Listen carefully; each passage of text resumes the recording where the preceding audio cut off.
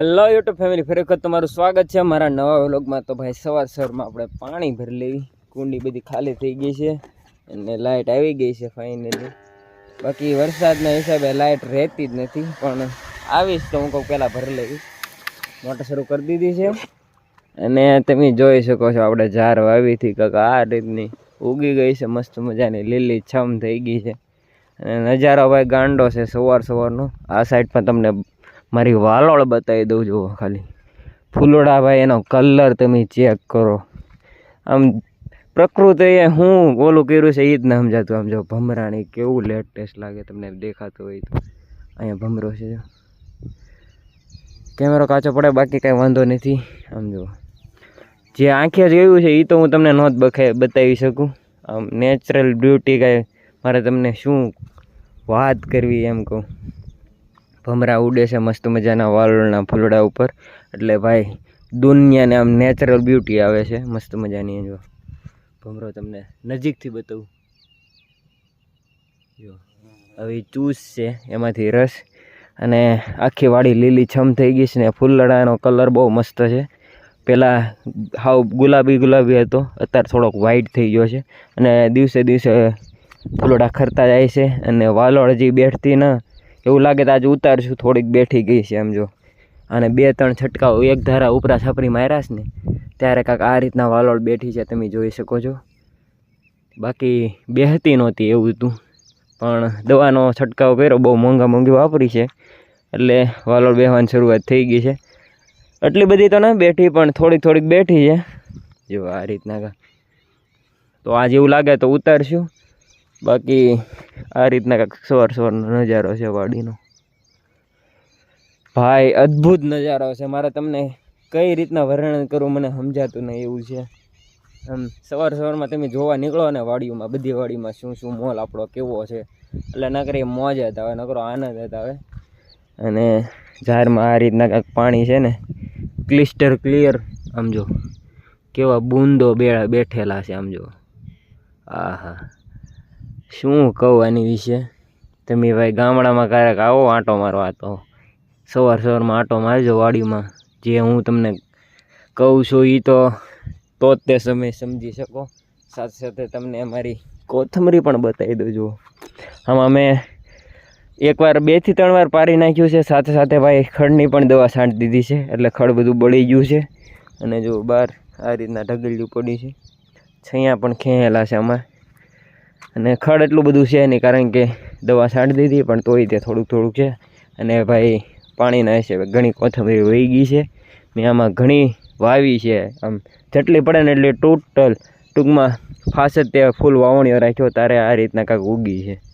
એટલે આમાં તો અમે કોથમરીમાં એવું જ કરી, ગમે એટલે વાવણી અમે ફૂલ જ રાખવી, જેટલું આપણે એમાં વાવવાનું એને કરતાં એકાદું મણ વધારે ઠોકી દઈએ।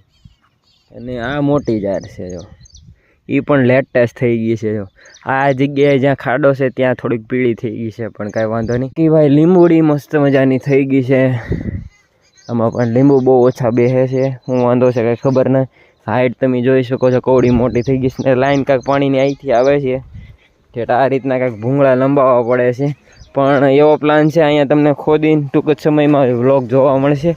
આપણે અંદરનું કનેક્શન લઈ લેવાનું છે, જેથી કાંઈક આ રીતના ભાઈ પાણી નીકળે નહીં, દરરોજ ભૂંગળા ખોલીને ફિટ કરવા એવું પડે।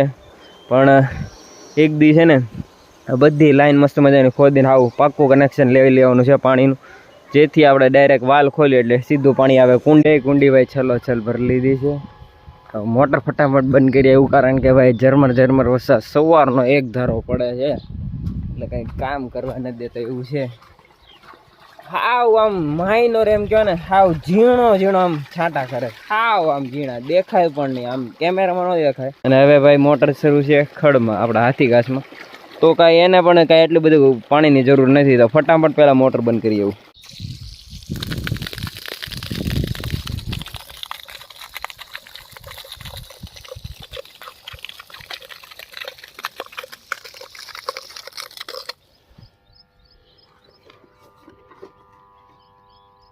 ગુજરાતી દેશી મશરૂમ જોવા મળ્યા છે, અને ભાઈ બીજું શું કહેવાય મને કહેજો, ના છે હું અને આ શેનાથી બને એ મને જણાવજો કાંક આ રીતના છે ભાઈ।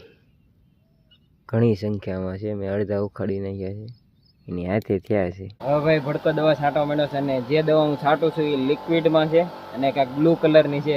અને આ દવાવાળા કંપનીવાળાને એવું કહેવું છે કે મૂળિયા હોજ બળી જાય એમ ભડકો દવા છાંટું છું. હવે હું તમને આનું રિઝલ્ટ કાલ બતાવીશ.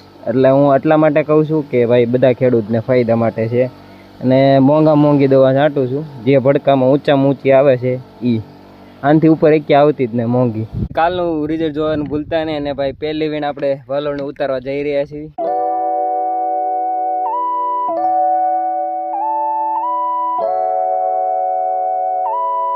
કાંક આ રીતના ભાઈ આપણે વાલોળ છે. ભાઈ આપણે બિયા વાળી હોય એટલે ટૂંકમાં જે મસ્ત મજાની પાકી ગઈ હોય એ રીતના લેવાની. બહુ કાચી પણ નહીં, બહુ પાકલ પણ. એટલે ભાઈ જે હાવ કાચી છે આમને જેમાં ન બેઠા બરોબર, અને હાવ જે આ રીતના કાંઈક લંબાઈ નથી આવી એ ભાઈ નાની રાવા દેવાની. બાકી મોટી હોય આ રીતના જો. ને આમાં જો બીયા પણ થઈ ગયા છે કૂણા એવા તોડવાનું છે, તો ભાઈ ફટાફટ પહેલાં તોડી લે. વાગી ગયો છે 1 અને ભાઈ વાલોળ ઉતારી આવ્યો છે 1 ડોલ ને 1 કેરેટ જેટલું ઉતર્યું છે. 10 વાગે શરૂ કર્યું ને 1 વાગી ગયો છે. રોંડો કરવાનો સમય થઈ ગયો છે, તો ફટાફટ પહેલાં રોંડો કરી લો.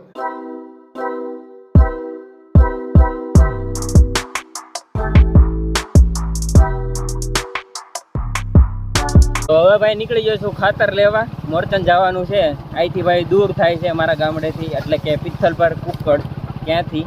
અને ભાઈ ઘરે વાલોળ બધા ઉતારે કે ન ઉતારે મને નથી ખબર, કારણ કે પાછળ તમે જોઈ શકો છો વરસાદ ગાંડો અંધારો છે અને ધીરો શરૂ પણ છે, પણ અત્યારે થોડો બ્રેક પડી ગયો છે, અત્યારે પડતો નથી.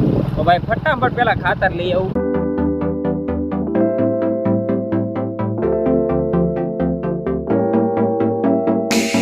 તો ભાઈ 2 થેલી ખાતર યુરિયાની લઈ આવ્યો છું, અને હજી ભાઈ હરોડો આવીને રૂજ છે. તો ભાઈ પાછું આપણે વાલોળ ઉતારવા જવું છે, તો ફટાફટ હવે ઉતારી આવી.